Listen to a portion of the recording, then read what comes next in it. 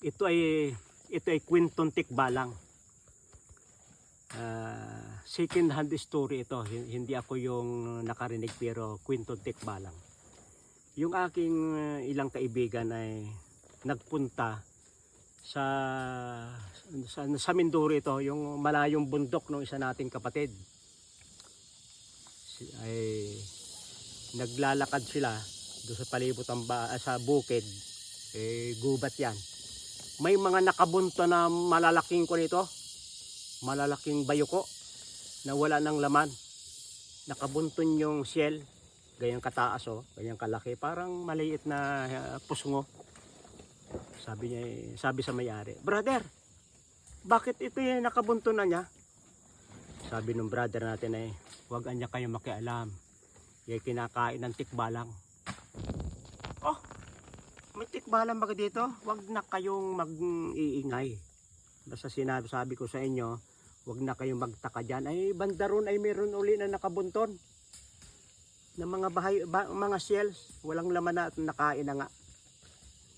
Ay hindi sila maniwala. Ano kalukuhan lang yung may tikbalang dito? Noong gabi na, ay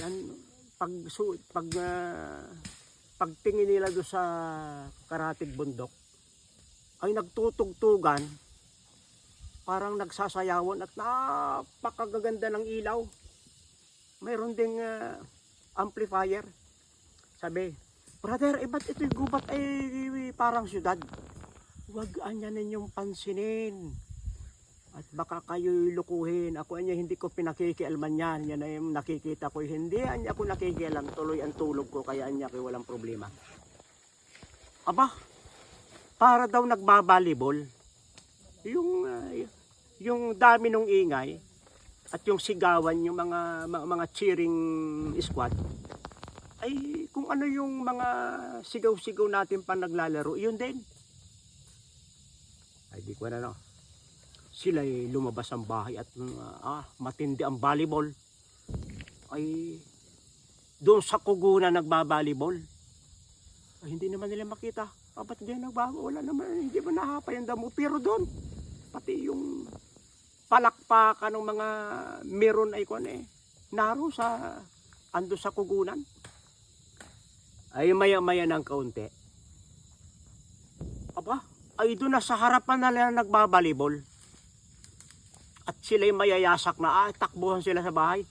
Sabi nung kabray, "Yan ang sinasabi ko, kayo anya'y pakialamin Kunya'y tagal na din hindi ginaganyan. Kasi pag may naramdaman ako, hindi ko pinakikialman, bahala sila sa buhay nila.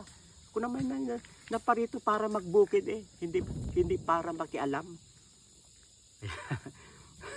Kaya ito raw, bayoko, kinakain ng tikbalang. Yung mga naninirahan sa mga bundok. Ayun daw tikbalang, ang kalahati ay kabayo, ang kalahati ay tao. Hindi pa naman ako nakakakita ng tikbalang. Yan ay istorya lang. Kaya makasaysayan itong bayoko. Ito'y lumalaki at kinakain daw ito ng mga nasa kadiliman. At yung paggang tikbalang espiritu, parang same espiritu hindi siya pure na demonyo. Baka sila kasi yung sa Genesis, yung anak ng mga Diyos, yung mga tao sa ibang planeta na hindi nagkasala ay nakipag-asawa sa mga babae dito sa ating planeta nagkasala. At ang resulta, ang anak nila ay hindi maganda, may mga tikbalang, may mga higante. Kaya yung mga ermitanyo, mga tikbalang, engkanto, hindi pure na demonyo. Hindi parang sila may halo. May halo na. Hindi natin alam kung anong nangyari. Pero sabi ng Bible noong panahong yon, yung ay bunga ng mga anak ng Diyos na nakipag-asawa sa anak ng tao, ay nakabuo sila, nagkaanak ng mga makakapangyarihan at mga tanyag at mga bantog. Yun na yung kanito, pati mga higante. Ay yun na. Kaya yung bayuko daw, sang-ayon doon sa hindi ko naman nakita at kwento lang, kinakain ng tikbalang sa mga gubat. Salamat sa inyong pagsubaybay sa Natural Wellness si Pastor Vito.